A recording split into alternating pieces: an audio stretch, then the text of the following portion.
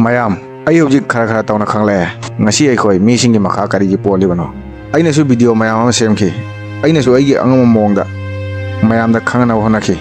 akhoi karamna awaba sing dagi thokani adu oiragasu aina khangle akhoi yararoi akhoi loirani akhoi gi mising ngahaki nungaiba mit thakatba amamada thajabasi utlagadi yamna pami japmanana asengba haiba awa mayoknaba isagi asonba singbu chungthokpa isamokbu achumba lambida purakpasibu hairagadi ai mising na khalli si ai yengnabani afa mi nate amamada thajaba honadana laina awa kokani hairagadi yamna yangna midugi manakta naksilli aduga japmanana hairagadi wahang hangu amamada thajagano mit uisilaga wa khudingmapu chummi khangano hairagadi yangna video de thingjingani natraga midu phatabi mi amani hainai aina haini simak akhoi Punamaktagi Achouba Awaba ngasi misingda karigumba wa ama haiba matamda magna tarakpa apamba chummi khanba wa adu tabu chummi hairi makai magna video adu yengi adubu chapmanana asengba haiba video ama oiragadi video adu ngasi misingna lal haiba horei honaba kanba migi video mai pakpa migi video punsi yengba nungai achouba yum gari yengba nungai aduga isamak makumba ama oiba wai pusida ahongbu purakna wa ngangnaba nungai aduga isamakbu ahongba ohenaba honaba nungaite karigumba asengba tabu haiba mi ama mangda laklagadi midu kananasu nungside yening Meira gumba wakhal kanba mi kaya ama lakhare amadi chatkhare makoina makoigi side tagi asengba wa khara haigi haina khalamba yai adubu ngasi misingna magu khangnaba kaidongda honaramloi akaiba karisu leite aisu matam pumbada honaroi matam khara leiraga aisu thadokani maramdi mi amabu afaba lambida puraknaba mi amana honaba yai adubu nang afaba lambida chattaba yaroi haiba yade aigi wa haiba yai wahang hangba yai asengba utba yai aduga mi amagi wakhalbu hongdokpa aigi khutta leite karigumba nangna aigi wase lal khalagadi amukdang nang nasana nasamukta wahang hangpam thoi magna hariba singsi yakti yamna yai aduga ai maki wase lali haibadi ngamloi pare ngasi video hakjang phana leibagi maramdani mi punamak pusida phattaba oheningde afaba oheningi hakjang phana leiba pami ayuk ngan hawatba pami ayukta alarm thammi minute manga khaktanga hakjang sayel tawge khali hayeng oina tawrage phone sijinaba kharaga lekthalage khali ngahaka sijinakhi ayuk ngan hawatba phai khangi hakjang sayel tawba phai khangi mayai ka bachinjak chaba phatte khangi Punamaktagi angakwa wade aikhoi khangi phattawna karino afawna karino khangi khangaga tawba ngamde laibak thibadi phatte khangi haibadana phatte hana khangawsu tawdabadani afaba thabakbu tawba ngamdabadani mayai ka bachinjak thadoklage khalli hayeng thadoklani aduga hayengsu ngasi wakhalsiga chap manana tawi hayeng haina hayeng do pedongda lakte ngasiga chap manai aduga numit ama lai numit aduda khalli ai hakjang karamna sigi phibamsi oirakpano sugyamna karamna sontharakpano aduga sigi wahangsi ai sigi phibamsi karamna oirakpano sigi wahangsi nate aina aigi sigi phibamsi oidingaida aina kari aigi damakta kari tawki sigi matangsida isamukbu hanagum oiraknabagi damak phagani pharoisu khangdaba kanagumba amagi manakta chalaga isagi awabasingbu kokpinaba mantra karigumba angakpa ama oihanaba nijai haijai adubu asengba awabasingdagi ngakthokpa protection ngasigi warepta oi nangna ngasimak pumhong hongdokadaba karisu leite sumnadagi ngasi nangna nangondagi ngambadani sigi mantra hidaksina nangna nangbu kanbagi achouba maram oigani aikhoi hakjangda anaba khudongthiba nanglaba tungdata awabasingna mangda leplaraba tungdata ningsingi hakjangna khanglei hakjangna kallingai nadingaida hojik kedoni hayengdagi tawani ai hayengdagi churup thokpa tokani kariguma nang pusida tasegna ahum purak ninglawadi atomic habit book soidana pabam thoi ngasi video sisu atomic habit ki apikwa part amkhaktagi lauthoklaga semlapani kariguma leininglagadi description dagi phangbigani ani subada ngasi nate hayeng haina leiba tungda lakadaba awabasing book kaujabani aikhoina khali ngasi khak tawraga phone ngayak sijinaraga kari oigani ngayak tumlaga kari tawani ngasi gi apikwa hainabi hayeng su chapmanana tawi hainabisi leptana chathai ahum subada mi ngasi da hingi lakada matamgi thabaki damak plan tawi hauhiwa matamdagi karigumba matammi maramsina nangna nangi punsi hongdokba pamlabadi lakada matamgi ngaigano nangonda leibadi ngasini ngasimak hogatrabadi hayengda karisu tawba ngamloi hayengdu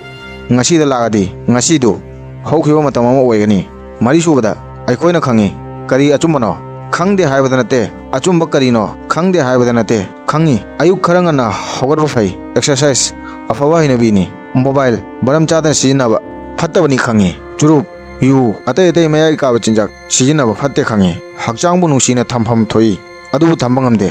simak asengba lanni lan atoba nate isamak kani manga subada yegnaba mapal nate akhoi isamak kani marak marakta aina nangna atoba mi amabu maithiwa mathau tade ahanbada akhoi isamaki manungda leiriba lana thajaba wakhalsimbu chumthokbu mathau tai hai ngasi toktho exercise gi matam lakpa matamda isamakna hai to hayeng taurage mobile thingjelage khalli isamakna hai ngahaktanga sigi mikup simaktada aina nangna isamakta gi ngamba mathau tagani taruk subada isamakpu ngamba haibadi isagi wakalbu chang naina thambani isamakta gi ngamba haibagi wahanthok ngasimak nang punamak phongdu haibonate sigi wahanthok nangna chummi haiba dubu tauba amadi chumde phatte khanba dubu taudabadani nangi wakalna hairabadi hojik tumpham thoi hairabadi tumbani phone chinaba tokpham thoi hairabadi phone chinaba tokpani hawatpa matam yaure hairabadi hawatpani taret subada aseng bubu tawna phonabani haibadi mi amana hai si tawrabadi nangi nungaidaba sing kokani sigumasi taraga aikhoina alaiba lambini khalli si taraga aikhoina wakal anirak suna khande chummi khalli sigumasi dagi aikhoi isagi hakchangi maramda oirakpa matamda wang hangum thoi si asengbagi awaba kokadra mana haibe sigi maningda tungda kari kudam lei ai tasengna ai awabo kokhalibra asengba khangbagi wahanthok amama thajababu tokthokpani asengbabu khangmani nipal subada ngasimak nang phongdokpa ngamloi nang ngasimak phone pairaroi ngasimak nganna hawalani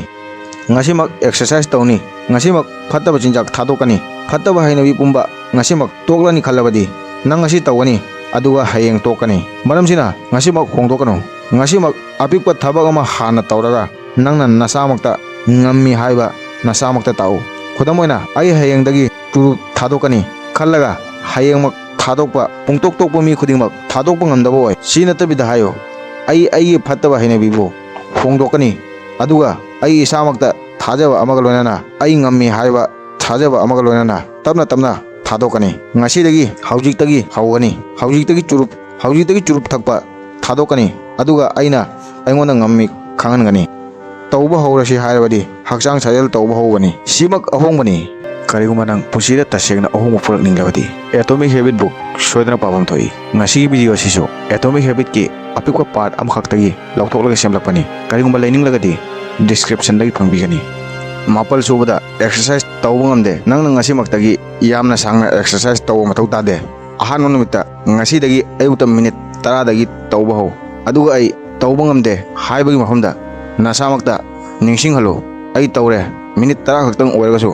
ai isana dagi ngamlaga tawba hore haiba thajaba purau ngasimak nang nasa phanba natraga hakchang noibadagi chang na thambadranate asumna tawbagi maram nang ngasi haihiba wadu nasamaktagi ngamlaga tawba ngami haibadani maramdi mi amana karigumba ahongma ama purak ninglabadi ahanbada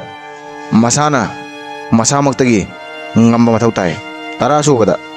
nang phone da yamna addict oire phone thadokpa ngamdre nang ngasimak phone pungtha thadokpa tawano apikpa rule amakak thamo phone yaudana minute kontra khak leyu khangna matang sida nang tumloidabani phone paidawida leigadabani si mangjona mamangda ngahak mamangda maru oiba mi singda hai hedabani ai phone minute kontra khak pairoi maru oiba wari suna hogadabani aduga tawgadabani tamathoi subada nang ayuk ngan hawatpa ngamde si yamna maru oi mi amana maki ayuk pungamba yamna chauba pandam ama ngammi hainai ayukta nangi hawatpagi matam yawi natraga alarm khongi matang sida nangonda lambi ani khaglai ngahaka tumthaba natraga nasana nasamakta ngamlaga hawatpa kariguma nangna hawgatlabadi nangonda thajaba ama lakani ai isamakta ngammi trani thoi subada apikpa hainabina punsi hongdokani nangna phone paidraga nangi punsi hongloi hainibi amaka hongdoklaga nangi hainibi hongloi aduga